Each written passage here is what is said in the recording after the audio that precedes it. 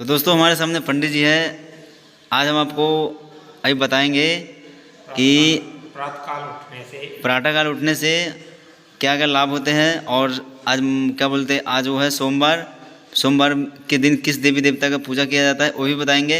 और आपको दोस्तों तीसरा टॉपिक है वो बताएंगे, मकर संक्रांति के ऊपर क्या क्या होता है, पूजा कैसे होता है। कि दोस्तों हमने सोचा, ये हमारे दिमाग में बहुत दिन से बातें घूम रहा था। तो महाराज जी पहले आपको बताएंगे सोमवार के ऊपर शंकर जी के बारे में बताइए महाराज। मैं पंडित सुरेश कुमार शास्त्री जी, राम बाजार मंदिर लक्ष्मी नारायण मंदिर में पुजारी के पद पर कार्य करता हूँ। मैं आपसे सबसे पहले जितने भी भक्तजन इस वीडियो को देख रहे हैं उनसे निवेदन है कि इसको लाइक अवश्य करें, सब्सक्राइब करें, अंगूठा का निशान लगा करके। भक्तों, सबसे पहली बात यह है कि प्रातःकाल हमें क्यों उठना चाहिए। हमारे पूर्वज विद्वान संत मुनि ऋषि प्रातःकाल उठते थे। उसमें एक गोपनीय उद्देश्य छिपा हुआ था कि प्रातःकाल उठने से सबसे पहले तो शरीर निरोग रहता है। सूर्य उदय से पहले जो भी व्यक्ति उठता है उसके कभी भी जीवन में बीमारी, किसी भी तरह की पीड़ा उसके पास नहीं आती। इसलिए प्रातःकाल उठना ऋषि मुनियों से हमें शिक्षा लेनी चाहिए, विद्वानों से। वो उठते थे, उनका उद्देश्य क्या था, उसी उद्देश्य को लेते हुए मैं आपको बता रहा हूँ कि प्रातःकाल उठने से शरीर निरोग रहता है। भगवान का नाम लेने से भगवान प्रातःकाल जो भी भगवान का नाम लेता है, स्मरण करता है, भक्ति करता है, भगवान तुरंत ग्रहण करते हैं, उसे आशीर्वाद देते हैं। दूसरी बात कि प्रातःकाल उठते ही सबसे पहले हमें अपने अस्त्र रेखा को देखना चाहिए, दोनों हाथों को मलते हुए। प्राग्रे वस्ते लक्ष्मी कर मध्य सरस्वती कर मूले तु गोविंद प्रभाते कर दर्शनम समुद्र वसने देवी पर्वत स्थल मंडले विष्णु पातु नमस्ते वाम पाद इसमें समय समय। धरती माँ को 3 बार प्रणाम करना चाहिए। सबसे पहले हमारा राइट पैर को 4 पाई से नीचे रखना चाहिए जी। और भगवान विष्णु अपने इष्ट देव का नाम लेते हुए प्रणाम करें, मनन करें। उसके बाद अपने माता पिता के चरण छुएं, क्योंकि माता पिता कहा गया है संसार में सबसे प्रथम गुरु, प्रथम भगवान माता पिता को बताया गया है। जिन्होंने माता पिता की सेवा की है, उनका आशीर्वाद प्राप्त किया है, उन्हें किसी भी प्रकार की कमी नहीं रहती। धन, वैभव, नौकरी, सब कुछ उनके आनंद में रहते हैं।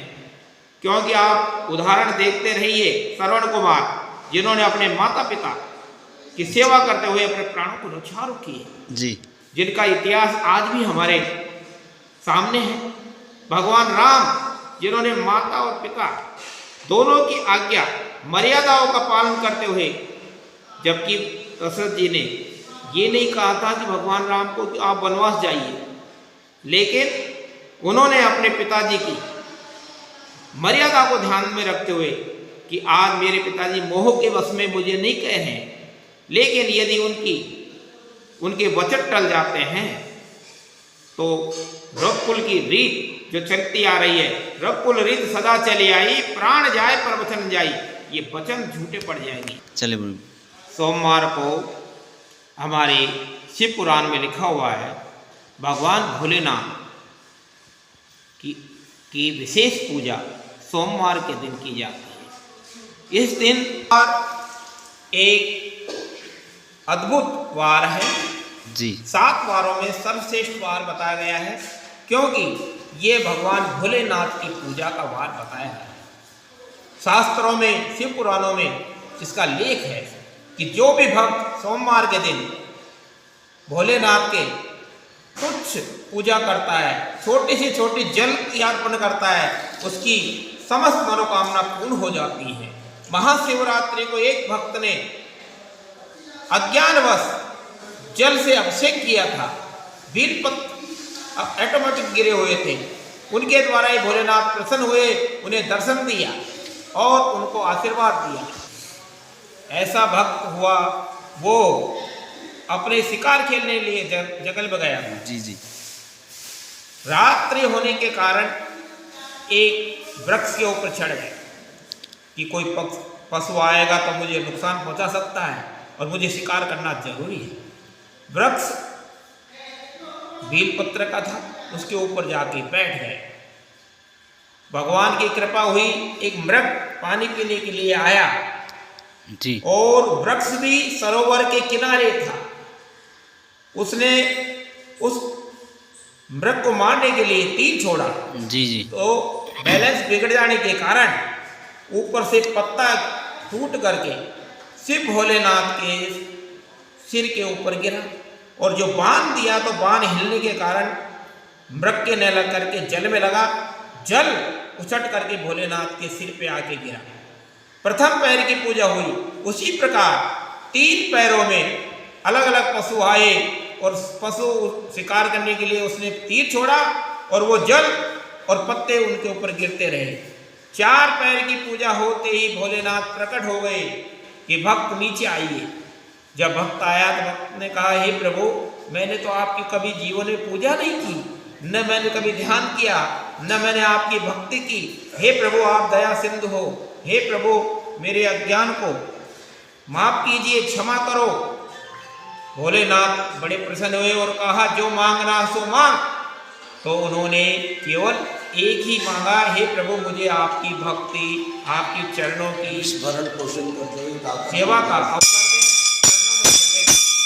भोलेनाथ के जल चढ़ाते समय सबसे होना चाहिए मतलब सबसे प्रिय मंत्र कौन सा है? पहले पादम स्नानम, पादम अर्धम आचमनीयम स्नानम समर्पयामि नमो नमः। भोलेनाथ का सबसे बड़ा मंत्र है जिसको महामृत्युंजय बोलते हैं।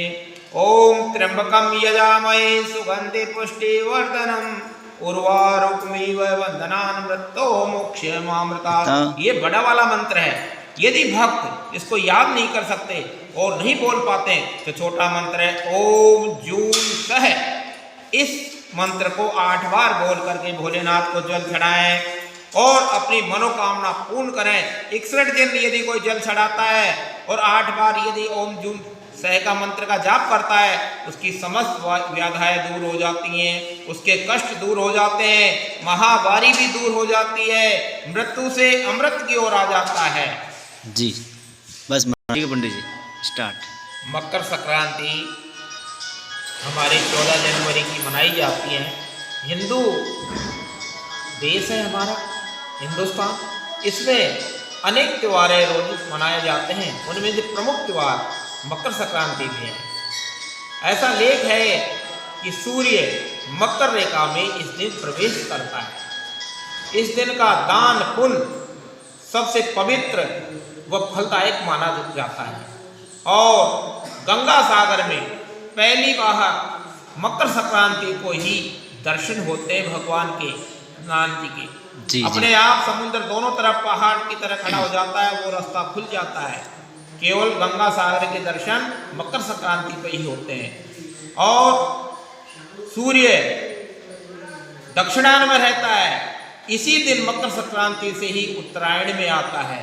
जो जीव यदि दक्षिणायन सूर्य में मृत्यु होती है तो वो वैकुंठ में नहीं पहुंच सकता। उत्तरायण में जाने के बाद ही जो व्यक्ति जाता है वो सीधा स्वर्ग में पहुंचता है। उत्तरायण का मतलब क्या हुआ? ये कारण है विश्व पितामह। मुझे उत्तरायण का मतलब क्या हुआ शब्द बोला? उत्तरायण होता है, सूर्य उत्तरायण दिशा में आता है। विश्व पितामह भी जी जी इसी कारण उन्होंने प्राण दे दिया, जबकि इच्छा मृत्यु का वरदान था, लेकिन सूर्य दक्षिणायन में था, इसीलिए उन्होंने मृत्यु शैया पर भी अपने जीवन को कष्ट में देते हुए भी जब भगवान की कृपा हुई उत्तरायण में सूर्य आया तभी उन्होंने अपने प्राण त्यागे। इसलिए मकर संक्रांति का पर्व पवित्र पर्व है। इस दिन सूक्ष्म से सूक्ष्म दान देते हैं, वो भी महायज्ञ के बराबर फल प्राप्त होता है।